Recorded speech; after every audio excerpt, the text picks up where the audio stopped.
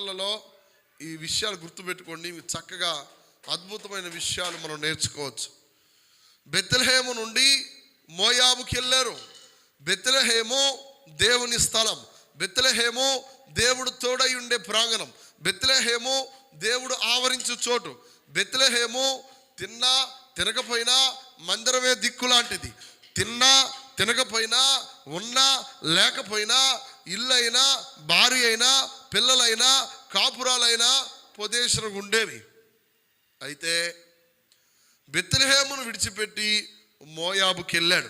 ఎందుకు వెళ్ళాడంటే ముద్ద కోసం వెళ్ళాడు. కరువు లేకుండా ఉంటుందని వెళ్ళాడు.